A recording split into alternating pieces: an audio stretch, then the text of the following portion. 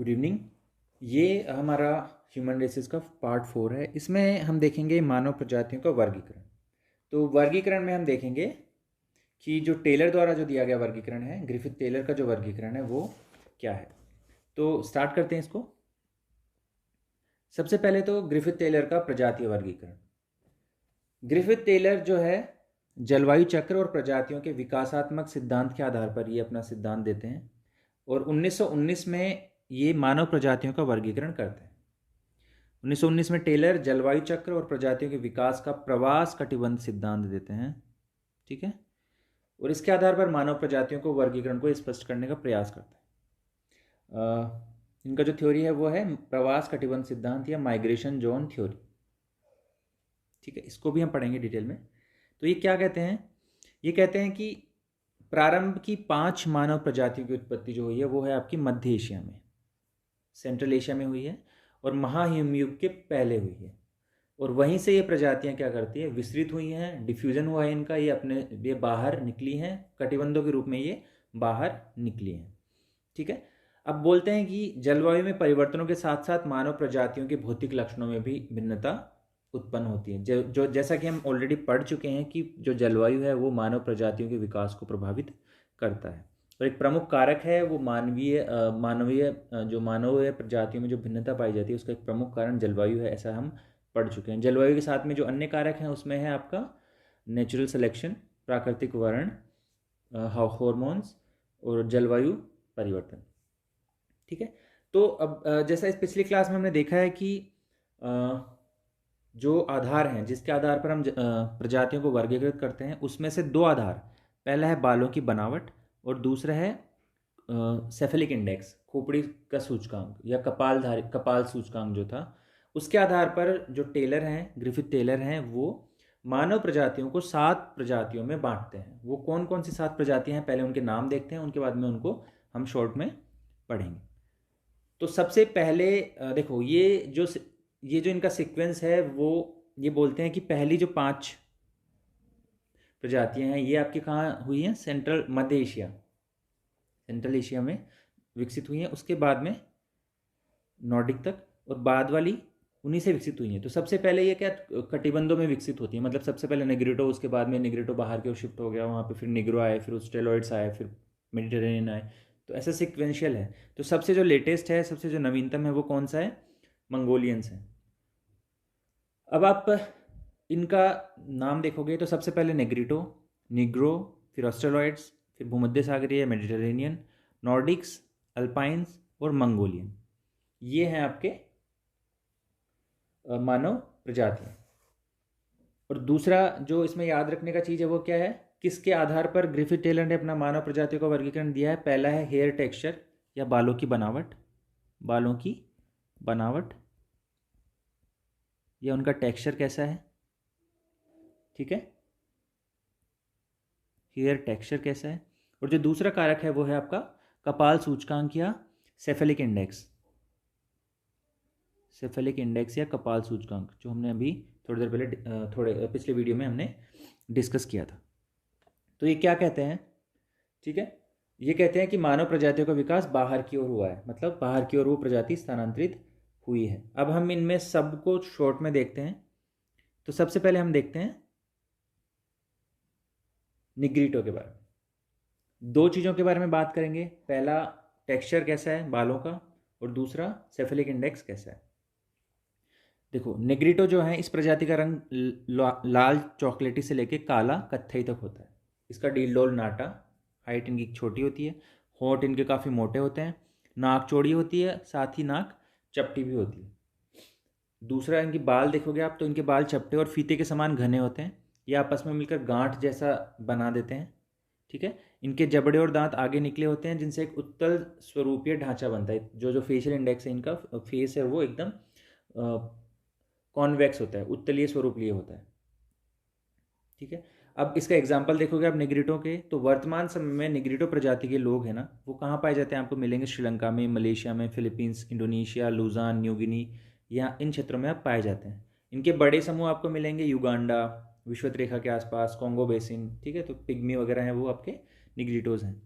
ठीक है, कैमरून, अंडमान निकोबार द्वीप समूह में जो अंडमानीज हैं वो जो इसमें मिलेंगे आपको। फिर है पश्चिमी एशिया, पश्चिमी अफ्रीका और दक्षिणी अफ्रीका में भी इनके कुछ पार्ट्स में ये मिलते हैं आपको। इसके अलावा ऑस्ट्रेलिया में तस्मानिया और जावा के आसपास इनका पहले निवास था, लेकिन अभी वर्तमान में ये आपको वहाँ नहीं मिलते। जावा आपका इंडोनेशिया में है, तस्मानिया आपका ऑस्ट्रेलिया के पास में। तो अब यूरोप, पूर्वी साइबेरिया और उत्तरी अमेरिका में अत्यधिक सर्दी पड़ने के कारण ये प्रजाति आपको नहीं पाई जाएगी। इन क्षेत्रों में ये जो प्रजाति है वो नहीं पाई जाती है। ठीक है, तो ये हो गया आपका निग्रिटो। निग्रिटो के बाद में हम देखते हैं निग्रोज। जो सेकंड है वो है आपकी निग्रो। निग्रिटो के बाद में निग्रो। तो जो निग्रो है इनका सिर क्या होता है, अत्यंत लंबा होता है, और इनका जो सेफेलिक इंडेक्स है या कपाल सूचकांक है वो 70 से लेकर 72 तक हमें प्राप्त होता है। इनके बाल का जो ऊर्ध्वाधर काट है इसमें ये लंबे और अंडाकार होते हैं, और ये बड़े होने पे घुंघराले बन जाते हैं। इनकी त्वचा का रंग भूरे से हल्का लाल, काला और काजल के समान होता है, बिल्कुल काला होता है। ठीक है, इनके जबड़े जो हैं बाहर की ओर निकले होते हैं। इनकी नाक चपटी होती है और चौड़ी होती है। तो जो नेजर इंडेक्स है वो चपटा और चौड़ा होता है। निग्रो प्रजाति दो स्थानों पर मिलती है, अर्थात ओल्ड वर्ल्ड जो है, जो आपका डेवलपिंग कंट्रीज़ हैं, ठीक है, उसमें दोनों किनारों पर। वेस्टर्न अफ्रीका में मिलती है ये, वेस्टर्न अफ्रीका में या पश्चिमी अफ्रीका में कहाँ मिलती है, सूडान और गिनी तट पर मिलती है। और जो ईस्टर्न किनारा है उसमें ये पापुआ न्यू गिनी के आसपास मिलती है। ठीक है, तो पापुआ न्यू गिनी की तरफ भी मिलती है, और दूसरा वेस्टर्न अफ्रीका में सूडान और गिनी तट पर भी ये प्राप्त होती है। ऐतिहासिक काल में निग्रो जो हैं दक्षिण यूरोप और एशिया में भी पाए जाते थे, लेकिन अभी वहाँ से उनका प्रवास हो गया। निग्रो के बाद में हम देखते हैं तीसरा जो है वो है ऑस्ट्रेलॉयड। ऑस्ट्रेलॉयड आपके हैं वो इस प्रजाति का सिर लंबा और उभरा हुआ होता है, तथा कपाल सूचकांक जो होता है वो होता है 72 से लेके 74 तक। ठीक है, 72 से लेके 74 तक इनका कपाल सूचकांक पाया जाता है। इनके बाल होते हैं मध्यम घुंघराले होते हैं, पूर्णतः या मध्यम घुंघराले होते हैं। इनकी त्वचा का रंग गहरा काला से लेके कत्थई या पीलापन लिए हुए होता है। ठीक है, इनके जबड़े भी कुछ बाहर की ओर निकले होते हैं, और इनका नाक जो है साधारण रूप से चौड़ा होता है। ये मानव प्रजाति का ये जो प्रकार है ये ऑस्ट्रेलिया में मिलता है। वहाँ के जो अबॉर्जिन्स हैं या वहाँ के जो मूल निवासी हैं वो क्या हैं, ऑस्ट्रेलॉइड्स हैं। ठीक है, कोई टाइम पर ये केवल सारे अफ्रीका ये ऑस्ट्रेलिया में पाए जाते थे। इसकी जो ब्रांचेज हैं वो आपको दक्षिण भारत के जो वन हैं वहाँ पर निवास करने वाली जनजातियों में भी मिल जाती है। वहाँ पर भी ये जो लोग हैं ये इस समूह के लोग पाए जाते हैं। अब पूर्व ऐतिहासिक युग में ऑस्ट्रेलॉइड्स उत्तरी अमेरिका, पूर्वी एशिया और दक्षिण यूरोप में भी पाए जाते थे। वर्तमान समय में इसका विस्तार भारत के दक्षिण पूर्वी भागों, ऑस्ट्रेलिया, ब्राज़ील, अफ्रीका के मध्यवर्ती भाग और जो उसके आसपास के द्वीप समूह हैं वहाँ पर इसका विस्तार देखने को मिल जाता है। इसके बाद जो प्रजातीय समूह है वो है भूमध्य सागरीय या मेडिटरेनियन ग्रुप। मेडिटरेनियन ग्रुप जो है इसका कपाल सूचकांक आपको मिलता है 74 से 73 तक। ठीक है, इनका सिर लंबा, बाल घुंघराले, नाक पतली और अंडाकार, थोड़ा जबड़ा जो है इनका थोड़ा आगे की ओर निकला होता है। इनकी जो त्वचा का रंग है वो होता है ऑलिव के जैसा, जैतूनी, जो कांसा होता है ना उसके कलर के जैसा पाया जाता है। ठीक है, इनका जो कद है वो मध्यम आकार का होता है, और इस प्रजाति के जो लोग हैं वो आपको भूमध्य रेखा के आसपास के क्षेत्र में मिलते हैं। इसीलिए इसके बोला जाता है भूमध्य सागरी भूमध्य। इस प्रजाति के जो लोग हैं वो आपको भूमध्य सागर के आसपास, मेडिटरेनियन सी के आसपास देखने को मिलते हैं। इसी कारण से इस प्रजाति को बोलते हैं भूमध्य सागरीय या मेडिटरेनियन रेस। ठीक है, इसका निवास स्थान कहाँ मिलेगा फिर? इसका मिलेगा यूरोप का दक्षिणी भाग में, उत्तरी अफ्रीका में, उत्तरी अमेरिका में और ऑस्ट्रेलिया में। ठीक है, ऑस्ट्रेलिया ये वहाँ पे माइक्रोनेशिया में भी ये लोग पाए जाते हैं। यूरोप जैसे मैंने कहा कि दक्षिण यूरोप में पुर्तगाल, उत्तरी अफ्रीका में मिस्र के आसपास ये प्रजाति के लोग आपको देखने को मिल जाएंगे। और इनका कलर कैसे बताया है ना, जैतूनी कलर का होता है। ठीक है, इनका निवास क्षेत्र भूमध्य सागरीय प्रदेश, दक्षिण पश्चिमी एशिया, उत्तरी भारत, पुर्तगाल, मिस्र आदि क्षेत्रों में ये पाए जाते हैं। नेक्स्ट जो वर्गीकरण का प्रजाति है वो है आपके नॉर्डिक। नॉर्डिक्स के जो बाल होते हैं वो लहरदार होते हैं। इनका जो सीरस सूचकांक होता है वो आपका मिलेगा आपको 80 से लेके 82 तक। ठीक है।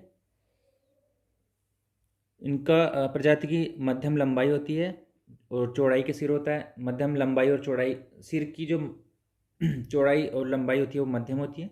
इनके बाल लहरदार होते हैं। ठीक है। चेहरा इनका चपटा होता है। इनकी नाक होती है गरुड़ जैसी। ठीक है।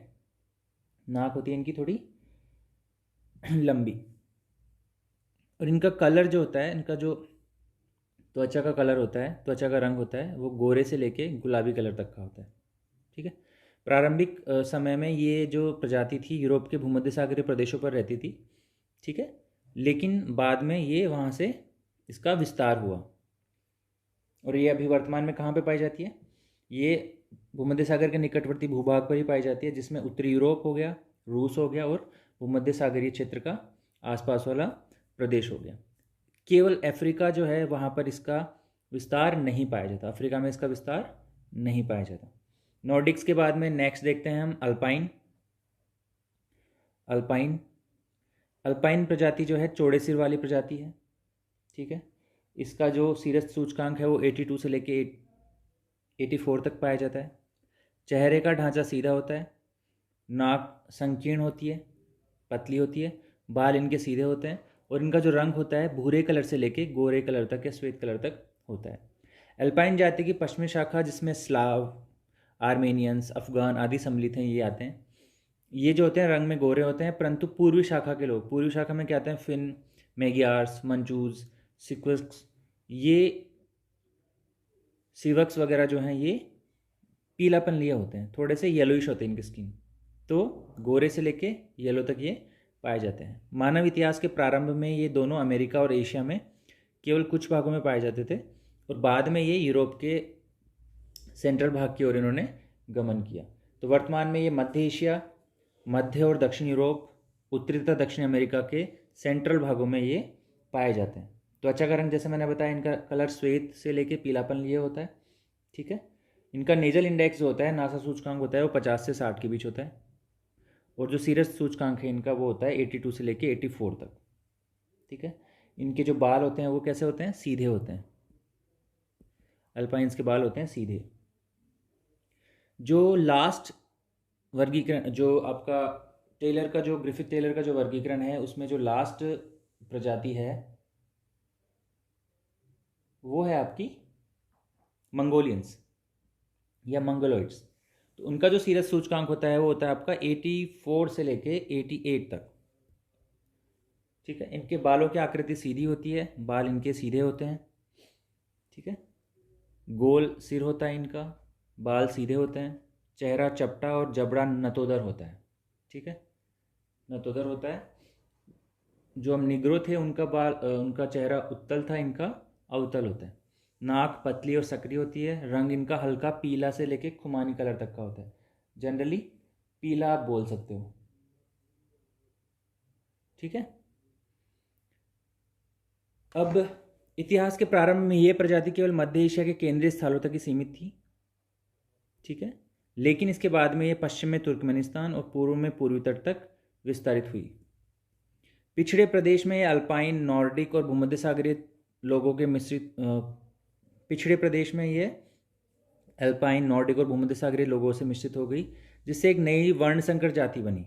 मतलब एक नया वर्ण संकर उत्पन्न हुआ, जो वर्तमान में कहाँ पाया जाता है? ये वर्तमान में चीन और उसके आसपास के क्षेत्रों में पाया जाता है। तो वर्तमान में आप देखोगे तो जो मंगोलियंस हैं वो आपको मिलेंगे चीन, जापान, कोरिया, दक्षिण पूर्व एशिया, इन क्षेत्रों में। ठीक है। और ये सबसे आधुनिक प्रजाति मानी जाती है। क्यों मानी जाती है? क्योंकि इनका जो विकास हुआ है वो सबसे बाद में हुआ। ठीक है। तो मंगोलॉइड्स या मंगोलियन जो हैं वो मध्य और पूर्वी एशिया में पाए जाते हैं। इसके अलावा मंगोलिया, चीन, जापान, वियतनाम, ये जो क्षेत्र है एशिया का, वहाँ पे इनका निवास स्थान पाया जाता है और ये सबसे नवीनतम प्रजाति है। ठीक है। क्योंकि इसका विकास सबसे बाद में हुआ है। तो ये प्रजाति हमने पढ़ी। ये जो क्लासिफिकेशन था ये आपका किसका दिया हुआ था? ये आपका क्लासिफिकेशन था ग्रिफिथ टेलर का, जिन्होंने 2 आधार पर मानव प्रजातियों को 7 भागों में विभाजित किया। इनके 2 आधार कौन कौन से हैं? 2 आधार हैं इनका, पहला बालों की संरचना या बालों की बनावट, टेक्सचर ऑफ हेयर, और दूसरा जो आधार है इनका यह है मानव का कपाल सूचकांक या सेफेलिक इंडेक्स। इसके आधार पर ये 7 भागों में बांटते हैं। 7 भाग है निग्रिटो, निग्रो, ऑस्ट्रेलॉइड्स, भूमध्य सागरीय, नॉर्डिक, अल्पाइन और मंगोलियन। तो इनमें से आप सातों के कैरेक्टर्स देखेंगे और उनका विस्तार क्षेत्र देखेंगे कि वर्तमान में वो कौन कौन से क्षेत्रों में पाए जाते हैं। ठीक है, तो ये हो गया वीडियो आपका समाप्त। और जो लास्ट वीडियो रहेगा इसके बारे में तो हम देखेंगे उसमें ग्रिफिथ टेलर का जो प्रवास कटिबंध सिद्धांत है या माइग्रेशन जोन थ्योरी है उसको शॉर्ट में। ठीक है, थैंक यू।